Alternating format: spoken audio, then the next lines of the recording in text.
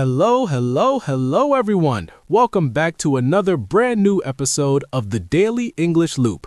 I am your host, Alex, and as always, I am super excited to be hanging out with you all today.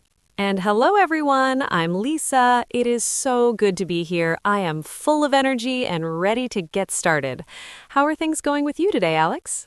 Things are going great, Lisa. I am feeling very relaxed. I have got my giant mug of hot black coffee right here in front of me. You know me, I cannot start a podcast without my coffee. It is basically my fuel. I know, right? You and your coffee. I'm more of a tea person myself. I have a lovely cup of green tea here. It keeps me calm but focused. I think we are the perfect balance, Alex. Coffee energy and tea energy. That is a great way to put it. The perfect balance for a great conversation. And speaking of conversations, Lisa, we have a really interesting topic for our listeners today. It is something that I think everyone struggles with from time to time. Oh, I love a good topic. Is it grammar? Is it vocabulary? Well, it connects to everything. It is actually a quote, a very powerful saying. Are you ready for it? I am ready. Tell me. The topic today is, don't stop when you're tired, stop when you're done.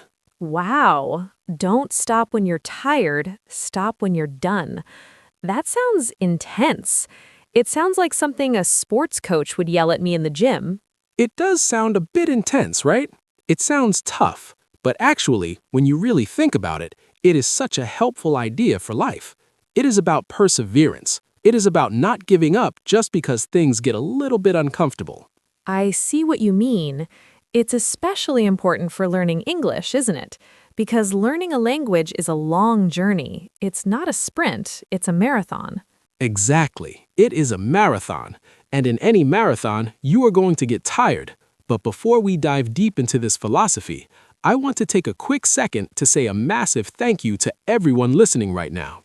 Yes, thank you so much for tuning in to the Daily English Loop. We really appreciate every single one of you. If you are enjoying these conversations and find them helpful for your English listening practice, please do us a huge favor. Hit that subscribe button. It really helps the channel grow and it makes sure you never miss an episode. And don't forget to hit the like button. A little like goes a long way.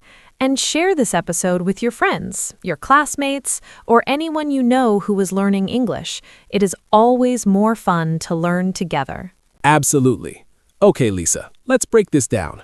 We have two main words in this quote, tired and done. Let's start with tired. How would you define that feeling? Tired. Well, for me, tired is a physical feeling. It's when my eyelids feel heavy. You know that feeling? When you just want to close your eyes. Oh, I know that feeling very well. Usually at about 3 p.m., before I have my afternoon coffee. Exactly. It's when your body feels slow. You just want to find your pillow. You want to lie down on the sofa and do absolutely nothing. It's a low energy state. Perfect description. It is when your brain says, okay, Alex, enough for today. Time to sleep. Now, what about the other word, done? Done is a very different feeling. Done means finished, complete. It means the task is at 0% remaining. Right. It means you have crossed the finish line. Yes, like my homework is done, or the report is done, or I have cooked dinner, so the cooking is done. So, the core idea of our quote today is this conflict. The conflict between your body saying, I am tired, and the reality of the task being not done. The advice is, ignore the tired feeling and only stop when the job is fully finished. That's hard, Alex. That's really, really hard. Our natural instinct is to stop when we feel uncomfortable. It is incredibly hard, but that's why it's the secret to success. Let's look at some real-life scenarios to make this clearer for our listeners. Let's start with the most obvious one, learning English. Yes, let's talk about our students. Learning English requires a lot of brain power. It really does. Imagine you are sitting at your desk. You have your textbook open, or maybe you are using a vocabulary app on your phone. You have been studying for maybe 20 minutes. Okay, 20 minutes. That is a decent amount of time. And suddenly, the tired hits you. You read a sentence, but you don't understand it. You read it again, still nothing. Your brain feels like fog. Ah, the brain fog. I hate that. You just want to close the book. You look at your phone, you see Instagram or TikTok calling your name. Exactly. You think, I am tired. I studied a little bit. That is enough. I will watch TV now. TV is easy. English is work. But is the lesson done? Is the chapter finished? No, the chapter is only half finished, so you are stopping because you are tired, not because you are done. And if you stop there, how do you feel later? That is the key question. If I close the book and watch TV, for the first 5 minutes, I feel relieved. Comfort. But an hour later, I feel guilty. Guilty is a terrible feeling. You feel bad because you know you gave up. You know you didn't finish. So you end up being tired and sad. That is a bad combination. We want our listeners to be tired and happy. Tired and happy. I like that sound of that. So, what should the student do in that moment when the brain fog comes? They need to push through. But here's a trick. Maybe the goal was too big. If your goal is read the whole book, of course you're going to get tired and quit. That is too big. Even native speakers get tired reading a whole textbook. Right. So change the definition of done. Make the goal smaller. Say to yourself, I am tired, but I'm not done until I finish this one page. 1 page. That sounds manageable. Even if I am sleepy, I can read 1 page. Exactly. Or I'm not done until I learn 5 new words. Just 5. And when you finish those 5 words, ding, you are done. Yes! You close the book, you're still tired, maybe even more tired, but you feel successful. You feel proud.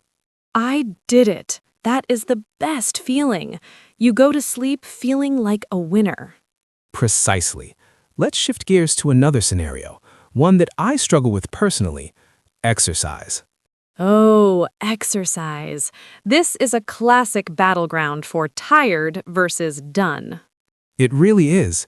Lisa, you are energetic. Do you like to exercise? I do. I love going for a run or a long walk in the park. It makes me feel alive. What about you, Alex? I like the idea of exercise. I like having exercised, but the actual doing it is a struggle. I think a lot of people feel that way. So imagine this. I decide I'm going to walk on the treadmill for 30 minutes. That's my goal. The goal is 30 minutes.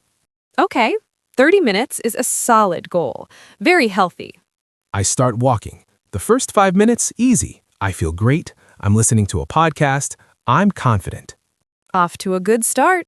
But then, minute 15 comes around. Uh-oh, halfway point. My legs start to feel heavy. I'm getting hot. I'm starting to sweat. And my brain starts whispering to me. What does your brain say? It says, Alex, 15 minutes is pretty good. That's better than nothing. You're tired. Look at that comfortable chair over there. Just stop. That voice is so dangerous. It sounds so logical. 15 minutes is better than nothing. It tries to trick you. It is a trick. If I stop at 15 minutes, I'm stopping because I'm tired. I'm not stopping because I'm done. My goal was 30. So what do you do when the voice starts whispering? I have to talk back to it. I say no. I am tired, yes, but I made a promise to myself. I'm not done. And you keep walking. Maybe you slow down a little? Sure, I might slow down. I might turn up the music louder to drown out the voice. But I keep moving my legs. 20 minutes, 25 minutes. And then 30 minutes. Done. I hit the stop button. And let me tell you, Lisa, that feeling when you hit the stop button at 30 minutes is amazing. I bet you feel like a champion. I am exhausted. I am sweaty. I need water. But I am smiling. I am tired and happy. And now, sitting on the sofa feels like a reward. It is not an escape, it is a prize. That is such a good point. The rest feels better when you have earned it. If you quit early, the rest feels like failure. If you finish, the rest feels like luxury. Let's talk about one more scenario, something very relatable for everyone: housework. Oh no, the chores, the cleaning. Specifically, the kitchen after dinner. Lisa, why did you have to bring up the kitchen? That is my nightmare. It is everyone's nightmare, Alex. Imagine this. You just cooked a big, delicious meal. You ate everything, you are full, you are warm, you are sleepy. I am in a food coma. I just want to sit down and digest. But you look at the sink, and there's a mountain of dirty plates, pots with sticky sauce, greasy pans. It looks like a disaster zone. And my brain immediately says, Alex, leave it. Do it tomorrow morning. You are too tired right now. Tomorrow. That is the most dangerous word in the English language when it comes to cleaning. Because we lie to ourselves. We think future Alex will have lots of energy, but future Alex in the morning is going to be grumpy and rushing to work. Exactly. If you leave it, you wake up, you walk into the kitchen to make your coffee, and you see the mess. It smells bad, the food is dried on the plates. And suddenly, your morning is ruined. You start the day feeling behind schedule. You start the day feeling sad. So, let's replay the night before. You are tired. The kitchen is dirty. You are not done. So, I have to stand up, I have to turn on the hot water, and I just have to start. Don't stop when you're tired. I wash one plate, then another. I wipe the table. It might take 15 or 20 minutes. It feels like hard work because I just want to relax. But when that last plate is put away, how does the kitchen look? It is sparkling. It is clean. The counter is empty, and I feel peace. Peace. That is a beautiful word. You gave yourself the gift of a clean kitchen for the morning. And then I can go to the sofa and I can watch my show with zero guilt. I am done. So, we have English, exercise, and cleaning. The pattern is always the same. The urge to quit comes when the physical or mental energy drops, but the satisfaction comes from pushing past that point. But Lisa, why is our brain like this? Why do we always fight against ourselves? I think it's biology, Alex. Our brains are designed to keep us safe and comfortable. In the old days, saving energy was important for survival. That makes sense. So being lazy is actually a survival instinct? In a way, yes. Your brain loves comfort. The sofa is safe, the bed is warm. Work is hard and uncomfortable. Your brain screams, "Go to the safe place." But we don't live in caves anymore. We have goals, and comfort is the enemy of progress. Ooh, I like that. Comfort is the enemy of progress. If you are always comfortable, you're never growing. You're never learning new English words. You're never getting fitter. So we have to fight that biology. We have to train our brains to like the done feeling more than the comfort feeling. Exactly. It's a mental muscle. The more you do it, the stronger it gets. Okay, so our listeners are motivated. They want to do this. But how? Do you have any secrets or tips to make this easier? I do. I have 3 secrets to success for not stopping when you're tired. Fantastic. Let's hear them. What is secret number 1? Secret number 1 is remember your why. Remember the goal. The why. Can you explain that? Sure. When you're tired of studying English, don't focus on the grammar book. Focus on why you started. Did you start because you want to travel to America? Did you start because you want a better job? I see. So visualize the result. Imagine yourself ordering coffee in New York. Imagine yourself chatting with international friends. Exactly. When the tiredness feels heavy, let the dream be your fuel. Don't think about the pain, think about the prize. That is powerful. Okay, what is secret number 2? Secret number 2, we touched on a little bit already. Make the steps tiny. Tiny steps, not small, but tiny. Yes. If your brain says, I cannot run for 20 minutes, say, okay, can we run for 2 minutes? Everyone can run for 2 minutes. Everyone can read for 2 minutes. And usually, once you start, the tiredness goes away a little bit. The hardest part is starting, so make the hurdle so low that you cannot trip over it. I love that. Trick your brain. Just one sentence, and then suddenly you have written a paragraph. Okay, and secret number 3? Secret number 3 is the reward. Give yourself a real prize. A prize? Like a gold medal?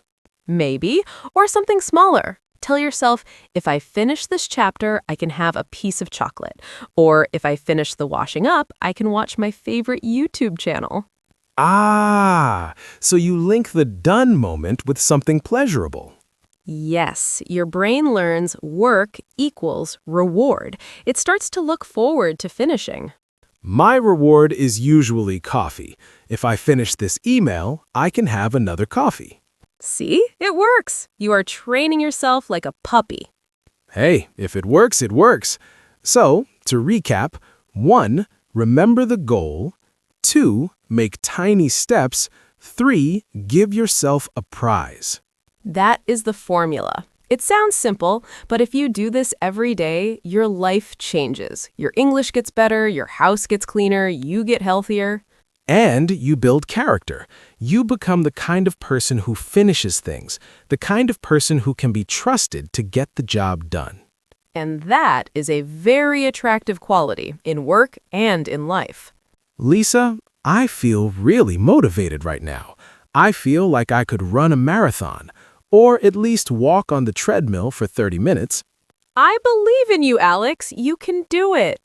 And I believe in all of our listeners, too. Learning English is not easy. We know that. We know there are days when your brain feels like mush. We know there are days when you just want to quit, but please don't stop. Remember your why. Take a tiny step today. Learn just 3 new words. Listen to just 5 minutes of this podcast. And then enjoy your reward. You earned it. Be proud of yourself. Every time you push past the tired, you are growing. Don't stop when you're tired. Stop when you're done. Write that down, put it on your wall, put it on your mirror. That is great advice. Well, Lisa, looking at the time, I think we are almost done for this episode. We are, but before we go, we have a little challenge for our listeners. A homework assignment, but a fun one. Yes, we want to hear from you. In the comments section below, please tell us what is one thing you are going to finish today. Just one thing. Will you finish reading an article? Will you finish cleaning your room? Will you finish a workout? Write it down. Making a public promise is a great way to stay motivated. We will be reading the comments and cheering you on. We can't wait to see what you achieve. Thank you so much for spending your time with us today on the Daily English Loop. We hope you feel a little less tired and a little more ready to get things done. Yes, thank you, everyone. You are amazing. Keep going, keep learning, and keep smiling. Don't forget to subscribe and like the episode. Until next time, I'm Alex. And I'm Lisa. Bye-bye. See you later. Now go get it done.